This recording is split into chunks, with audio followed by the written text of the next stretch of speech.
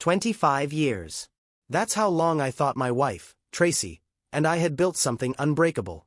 We had what people in the neighborhood envied: a solid marriage, 2 grown kids doing well in their lives, and a home filled with years of memories. Tracy had this way of lighting up a room, making everyone feel welcome, and I was proud to call her my wife. I thought she felt the same. But maybe I missed the signs. Maybe I was too comfortable, too trusting. Looking back, there were moments, small, fleeting things, that should have raised a red flag. The way she started taking more care with her appearance, the long silences when she thought I wasn't paying attention, the sudden need to attend events with people I didn't even know. I chalked it up to midlife changes or work stress. We all grow in different ways over time, right? Then there was the neighborhood party. Every year, one of our friends throws a big get-together in their backyard, complete with drinks, music, and a sea of familiar faces. Tracy loved these things. I went along because it made her happy. This year's party seemed no different, until it was. I remember seeing him for the first time. Charles. Tall, confident, the kind of guy who walked into a room and expected people to turn and look. Tracy certainly did. She had this spark in her eyes, the kind I hadn't seen in years. I didn't think much of it then, just a friendly smile and polite conversation. But that was the night everything started to shift. At first, it was subtle. Tracy stayed later than usual, laughing at his jokes, standing a little too close. I convinced myself it was nothing, that she was just being her charming self. But as the evening went on, I couldn't shake the feeling that something was off. Little did I know, that night would set the stage for the most devastating chapter of my life. The night of the party felt like any other. The warm buzz of conversation, the clinking of glasses, the faint hum of music in the background. It was all so familiar. Tracy looked radiant, as always, in a blue sundress that she knew I loved. I'd catch her laughing with old friends, her smile lighting up the night, and I'd think to myself how lucky I was to have her. But there was something different that night, though I couldn't put my finger on it at the time. Charles arrived late, a new face in the crowd, introduced by one of the neighbors. He had this easy confidence, the kind of guy who could charm anyone with a handshake and a well-timed compliment. I wasn't the jealous type, but I'd be lying if I said I didn't notice how Tracy's demeanor shifted the moment he stepped into the yard. They met near the drink table. I remember because I was standing a few feet away, talking to a friend about a work project, when I saw her laugh, one of those deep, genuine laughs that she hadn't had around me in years. He leaned in closer, brushing her arm as he spoke, and she didn't pull away. At first, I brushed it off as harmless. Tracy was a people person, always quick to connect with strangers. But as the night went on, I noticed she kept finding excuses to be near him. If he moved to another group, she followed soon after. When I suggested we head home, our usual exit routine, she waved me off, saying she wanted to stay a bit longer to catch up with friends. I decided to give her space, telling myself I was being paranoid. I went inside to grab another drink, chatted with a few neighbors, and kept busy. But when I came back out, there they were again, sitting together on a bench under the string lights. She was leaning forward, her hand lightly brushing his knee as they laughed at some shared joke. My stomach twisted, but I still told myself it was nothing. The ride home was quiet. Tracy was in high spirits, talking about how wonderful the night had been, how nice it was to meet new people like Charles. I nodded along, trying to ignore the knot in my chest. She mentioned that Charles had invited her to join a local charity committee he was part of. He seems so passionate about giving back, she said, her voice full of admiration. I didn't know what to say, so I didn't say much. Maybe it was just me being tired or overthinking things. We'd been married for 25 years, after all. She loved me. I trusted her. But over the next few weeks, things began to change. Tracy started spending more time out of the house, often claiming she had meetings or errands to run. She'd smile at her phone more than usual, her fingers flying across the screen as if she were a teenager texting a crush. When I'd ask her about her day, she'd give vague answers or brush me off, saying she was too tired to talk. Then there were the lies. Small at first, easy to overlook. "I'm meeting some friends," she'd say, only for me to find out later she wasn't where she said she'd be.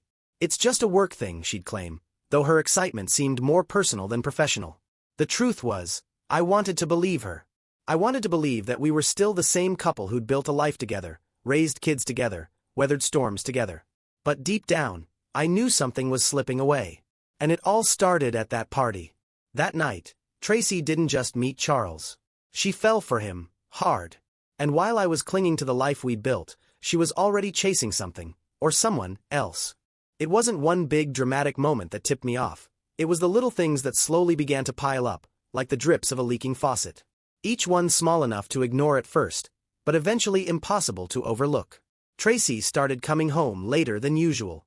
Committee work, she'd say, her smile bright, but her tone impatient, like I was pestering her by even asking.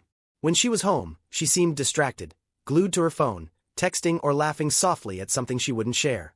One night, I caught her staring off into the distance during dinner, her fork hovering mid-air as if she'd forgotten I was sitting right there. I asked her if everything was okay, and she snapped back to reality with a quick, "Of course. Why wouldn't it be?" But something wasn't right.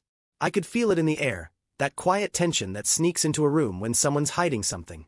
The breaking point came on a Friday evening. Tracy was supposed to be at a charity planning session, but when I called her phone to ask if she could pick up some milk on the way home, it went straight to voicemail. I tried not to think too much of it. Maybe her battery had died. Maybe she was in a meeting. But then, as I was tidying up in the living room, her laptop buzzed with an email notification. I glanced at the screen out of habit, not expecting anything unusual. It was an email from Charles. The subject line read, "Last night was amazing." My heart stopped. I stared at the screen, the words blurring together as I tried to make sense of what I was seeing. Against my better judgment, I clicked on it. The email was short, but it told me everything I needed to know. He thanked her for a wonderful evening, mentioned how much he enjoyed their time alone, and said he couldn't wait to see her again. Time alone. I sat there for a long time, the laptop screen glowing in the dim room. My mind raced, searching for some logical explanation, some way to twist the words into something innocent. But there was no denying what this was. When Tracy came home that night, I was waiting for her in the kitchen. She walked in, smiling and humming to herself, but the second she saw me, her smile faltered. "What's wrong?" she asked, setting her purse down on the counter. I didn't beat around the bush. "Who's Charles to you, Tracy?" Her face went pale. For a split second, she froze, her eyes wide with something that looked like panic. But then, just as quickly, she recovered, her expression hardening into something cold and defensive. "He's a friend," she said flatly, crossing her arms. "Why are you asking me that?" I stood up, holding my ground. "Because I saw the email. The one he sent you about your wonderful evening together." Her jaw tightened, and for a moment, she didn't say anything. Then, she let out a sharp laugh, like I was the one being ridiculous. "Oh, for God's sake, Greg. It's not what you think." "Then tell me what it is," I challenged, my voice louder than I intended. "Because from where I'm standing, it looks like you've been sneaking around with another man." She rolled her eyes, a gesture so dismissive it made my blood boil. "You're being paranoid," she snapped. "Charles and I were just working late. We're on the committee together, remember? It's nothing." But the way she said it, too quick, too rehearsed, it only made me more certain that she was lying. "Don't insult my intelligence, Tracy," I said, my voice shaking. "I know what I saw. Just tell me the truth." And that's when her facade cracked. She didn't confess outright, not yet, but she didn't deny it either. Instead, she turned the blame on me. "You're so controlling, Greg," she spat, her eyes flashing with anger. "You're always questioning me, always making me feel like I'm under a microscope. No wonder I've been distant. How could I not be, with you breathing down my neck all the time?" Her words hit me like a slap to the face. Somehow, in the span of 5 minutes, she'd managed to flip the script, making herself the victim and me the villain. But deep down, I knew the truth. I didn't have all the details yet, but I didn't need them. The woman I'd spent 25 years with, the woman I thought I knew better than anyone else, was lying to me. And that was the moment everything changed. After that night, everything between Tracy and me began to collapse. The distance that had been quietly growing between us for months turned into a chasm I couldn't ignore. Her late nights became more frequent, her excuses less convincing. Even when she was home, it felt like she wasn't really there. Her laughter sounded hollow, her smiles forced. I started to notice things I hadn't paid attention to before. She guarded her phone like it held state secrets, always keeping it face down on the table or tucked into her purse. She avoided eye contact when I asked her simple questions about her day. There was a new tension in the air, thick and oppressive, as if the very walls of our house knew what was happening and were waiting for me to face it. I tried to hold on. For 25 years, Tracy and I had built a life together. We'd raised 2 children, celebrated milestones, endured hardships. Part of me clung to the hope that this was just a phase, that we could find a way back to what we used to be. But the evidence kept piling up. One evening, I overheard her talking on the phone in the next room. Her voice was low, intimate, and though I couldn't make out the words, the tone was unmistakable. She wasn't talking to a colleague or a friend. It was him. She stopped pretending to care about hiding it. Her indifference cut deeper than any argument ever could. I'd always believed that if something were wrong, we'd fight for it, fight for us. But she didn't even seem to care anymore. It was as if she had already made her choice and was just waiting for me to catch up. The final blow came not long after. She sat me down at the kitchen table and told me she was leaving. She didn't frame it as a request or a discussion. It was a decision she had already made. She said she had fallen out of love with me, that she needed to find herself, but the truth was plain to see.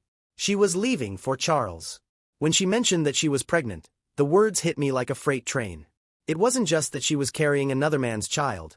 It was the way she said it, as if it were a simple fact of life, something I just had to accept. In that moment, I felt an ache that was deeper than anger or heartbreak. It was the grief of losing not just the woman I loved, but the life we'd built together, the future I thought we'd share. After she left, the silence in the house was deafening. The rooms felt larger, emptier. Her presence, which had once filled every corner of our home, was gone.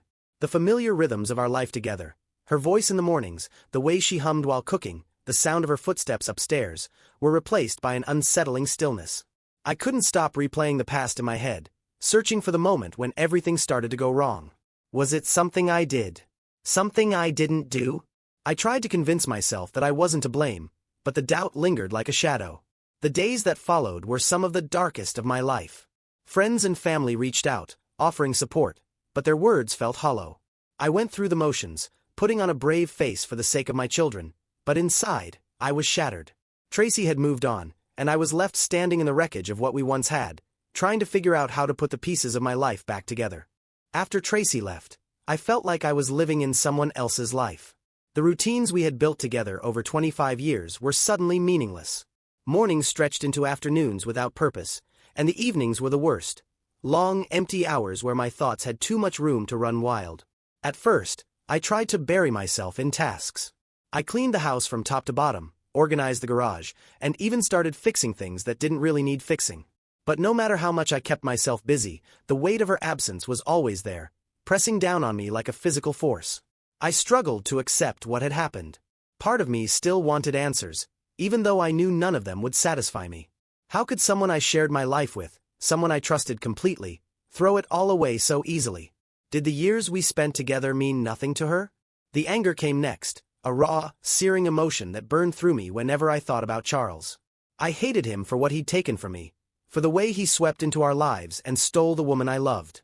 But more than that, I hated Tracy for letting him. She made a choice, and that choice shattered everything. But anger, I learned, can only carry you so far. It burns hot, but it doesn't last. Eventually, I was left with the cold, hollow feeling of grief. It wasn't just the loss of my marriage, it was the loss of who I thought I was. I had defined myself as a husband for so long that I didn't know who I was without her. Therapy became a lifeline. At first, I resisted the idea, convincing myself I could handle everything on my own. But the weight of it all was too much to bear. My therapist helped me unpack the years of resentment I hadn't even realized I was carrying. It wasn't just about Tracy's betrayal, it was about the way I had neglected my own needs for so long, putting her happiness above my own, assuming that was what a good husband was supposed to do. I started to rediscover the parts of myself that had been buried under years of compromise. I reconnected with old friends, people I hadn't made time for during my marriage.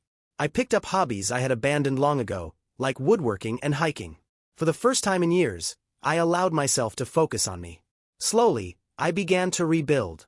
It wasn't easy, and it wasn't quick. There were days when the pain felt just as fresh as the moment Tracy walked out the door. But there were also small victories. Moments when I realized I could laugh again, smile again, even hope again. One of those moments came unexpectedly, during a visit to the local coffee shop. I ran into an old acquaintance, someone I hadn't seen in years. She was kind, understanding, and for the first time since the divorce, I felt a spark of something I hadn't felt in a long time: connection. I wasn't ready to dive into anything serious, but just knowing that I could feel that way again gave me hope. It reminded me that life could go on, that there was still a future waiting for me, even if it wasn't the one I had planned. As for Tracy, I heard bits and pieces about her new life through mutual friends. She was still with Charles, though from what I gathered, things weren't as picture-perfect as she had imagined. They were fighting, and the pregnancy was putting a strain on their relationship. A part of me felt vindicated, but mostly, I felt pity. She had traded stability for a fantasy, and now she was paying the price. I didn't dwell on it though. I couldn't. My focus was on moving forward, on rebuilding my life piece by piece. The betrayal still hurt, and it probably always would in some small way, but I was learning to live with it. And for the first time in a long time, I felt like I was starting to find myself again. While I was picking up the pieces of my life, Tracy's world was starting to show cracks of its own. I didn't know the full story right away, but word gets around in a small town. Friends, neighbors, and even the occasional message from our kids painted a picture of what her new life with Charles was really like. At first, it seemed like she was thriving. People told me she looked happy, radiant, even. She moved into Charles's place not long after leaving me, and from the outside, it must have looked like a fresh start. A new relationship, a new baby on the way, and presumably, the excitement of being with someone who wasn't tied to decades of shared history and responsibilities. But the cracks started to show sooner than anyone expected. Charles wasn't the man she thought he was. Or rather, he wasn't the man he pretended to be when they first met. For one thing, Charles was charming, but his charm had limits. It worked great at parties and with strangers, but it wasn't the kind of charm that held up when real-life problems started to pile on. The pregnancy, which Tracy likely saw as a romantic symbol of their love, became a point of contention. Charles wasn't as thrilled as she might have hoped. He wasn't ready to be a father, not in the way she needed him to be. He'd been happy to play the role of the exciting new lover, but he wasn't interested in the sleepless nights and endless responsibilities that came with a baby. Their fights started small, as most fights do.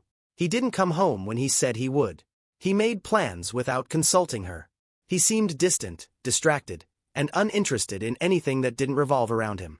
But as the months went on, the arguments escalated. Tracy was used to being the center of attention in our marriage, used to having someone who prioritized her needs above everything else. With Charles, she was just another moving part in his busy, self-centered life. I heard through the grapevine that their first major blow-up happened at the baby shower. Tracy had planned an elaborate event, complete with catered food, decorations, and a long guest list. Charles showed up late and left early, making some excuse about work. But everyone could see the real reason: he didn't care. It only got worse after the baby was born. Charles was nowhere to be found most of the time. He would show up for the occasional Instagram-worthy moment, holding the baby for a photo or handing Tracy flowers on her birthday, but he wasn't there for the hard parts. The late-night feedings, the doctor's appointments, the endless cycle of diapers and laundry, those were all on Tracy. Part of me felt a grim sense of satisfaction when I heard these stories. She had chosen him over me, abandoned our family for the promise of something better, only to find herself stranded with someone who wasn't willing to show up when it mattered.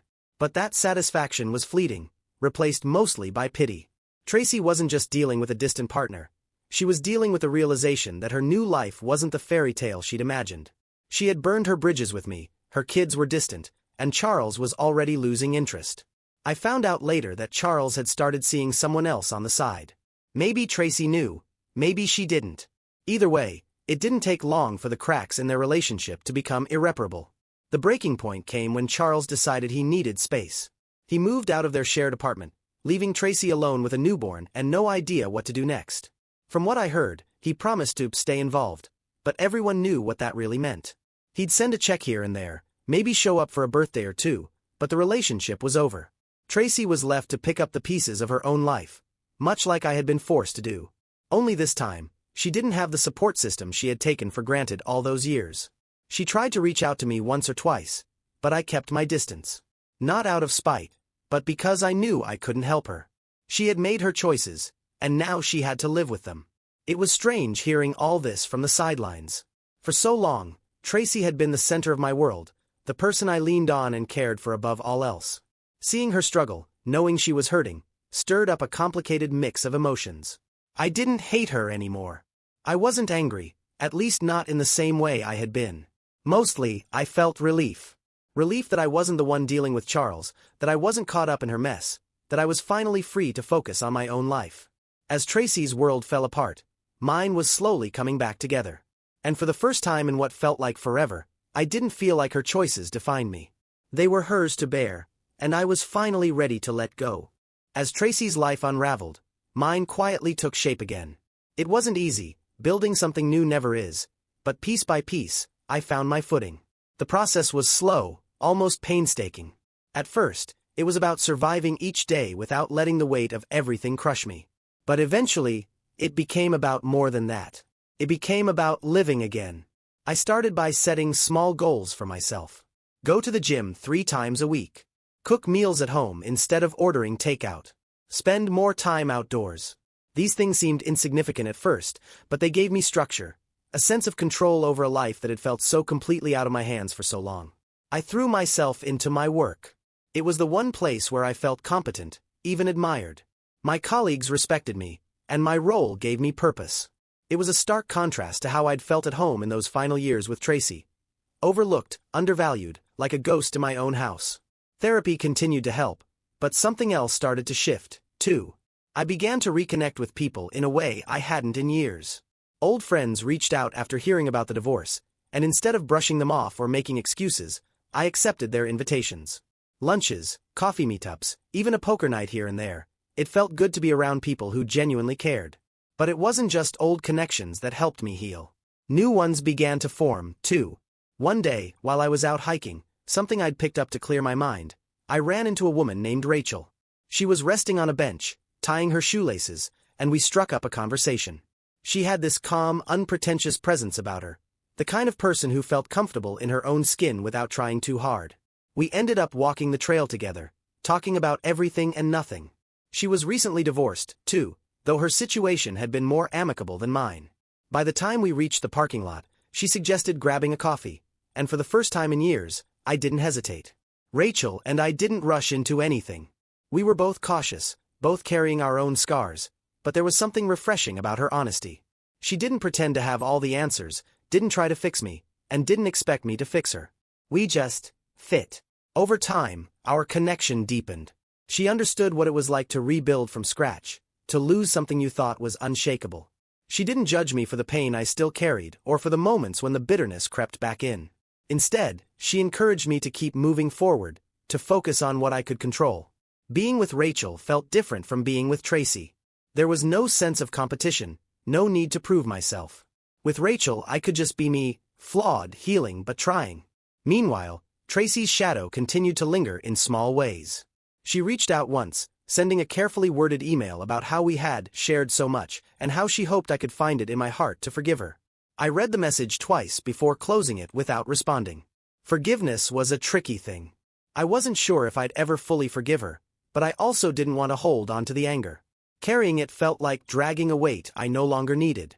My kids, now adults, had their own mixed feelings about their mother. They maintained a polite but distant relationship with her, and though they never said it outright, I could tell they resented her for the choices she'd made. It was during one of our family dinners, a new tradition I'd started after the divorce, that I realized just how far I'd come. Sitting around the table with my children, laughing over some silly story my son told, I felt a warmth I hadn't experienced in years. For the first time, I wasn't thinking about what I'd lost. I was focused on what I still had. Rachel joined us for dinner not long after. My daughter pulled me aside afterward and told me how happy she was to see me smiling again, really smiling. It hit me then how much they'd been watching me all along, hoping I'd find my way back to myself. Tracy had once been the center of my world, but now she was just a chapter in my story. A chapter that, while painful, had ultimately led me here. I wasn't the same man I was when she left. I was stronger, more self-aware, and, above all, free. For the first time in years, I felt like I had a future worth looking forward to. And this time, I wasn't chasing anyone else's version of happiness. I was building my own. The day Tracy showed up at my door unannounced, I wasn't surprised. Part of me had been expecting it, even if I didn't know when it would come. Word around town was that Charles had officially left her. He'd moved on to someone younger, someone who wasn't tied down with a child and the baggage of a broken marriage. Tracy, once so full of confidence and certainty in her decisions, was now facing the fallout of it all. When I opened the door, she looked different. Tired, worn down, like the weight of everything she'd done was finally catching up to her. She smiled faintly, but there was a hesitance in her eyes that I hadn't seen before. This wasn't the Tracy I had known, the woman who always seemed so sure of herself. This was someone who had lost more than she'd bargained for. She started with pleasantries, asking how I'd been, how the kids were doing. I answered politely but kept my distance. I didn't invite her in. There was a time when I would have felt obligated to, but not anymore. I'd built a new life for myself, one that didn't have room for the chaos she carried with her. Eventually, she got to the point. She wanted to talk about us. She said she missed me, missed what we had, and she hoped we could find a way back to each other. The words hung in the air, but they didn't hit me the way they might have months earlier. There was no spark of hope, no pang of longing. All I felt was a quiet, steady certainty that the door she was trying to reopen had been closed for good. She went on, saying how she'd made mistakes, how she let herself get swept up in a fantasy that wasn't real. She talked about how Charles had changed after the baby was born, how he had abandoned her when she needed him most. Her voice cracked when she mentioned how lonely she'd been, how much she regretted the choices that had brought her to this point. And I believed her. I believed that she was sorry, that she wished things had turned out differently. But I also knew that her regret didn't change anything. It didn't erase the betrayal, didn't undo the pain, didn't rebuild the trust that had been shattered. I told her as much, though I kept my tone calm, even kind. I wasn't angry anymore. I didn't have the energy for anger. I told her I hoped she could find her way forward, for her own sake and for the sake of the child she was raising. But I also made it clear that whatever we had was gone. She looked like she wanted to argue, to convince me otherwise, but she didn't. Maybe she saw in my face that there was no point. Maybe she realized, finally, that I had moved on in a way she never expected me to. After she left, I stood at the window for a long time, watching her walk down the driveway. She paused once, glancing back over her shoulder, but I didn't wave. I just stood there until she disappeared around the corner. It felt like the closing of a chapter, the final page of a story I'd been stuck in for far too long. In the months that followed, I barely thought about Tracy. My life was too full, too busy with new things, new people, and new possibilities. Rachel and I continued to grow closer, and for the first time in years, I felt what it was like to be truly happy. Not the kind of happiness that's tied to someone else's approval or affection, but the kind that comes from knowing who you are and what you want. Tracy, from what I heard, struggled to find her footing. She was raising her child on her own, trying to rebuild a life that didn't include Charles or me. I wished her no ill will, but I didn't feel sorry for her either. She had made her choices, just as I had made mine. For me, the greatest victory wasn't in seeing her face the consequences of her actions. It was in realizing that her choices no longer had power over me. The man I was when Tracy left wasn't the same man I was now. I was stronger, wiser, and more certain of my worth. I had learned how to let go, not just of her, but of the pain, the anger, and the doubt that had once consumed me. Life wasn't perfect, but it was mine again. And as I stood on the porch one evening, watching the sun dip below the horizon, I felt something I hadn't felt in years: peace. Tracy had been a part of my story, but she wasn't the end of it.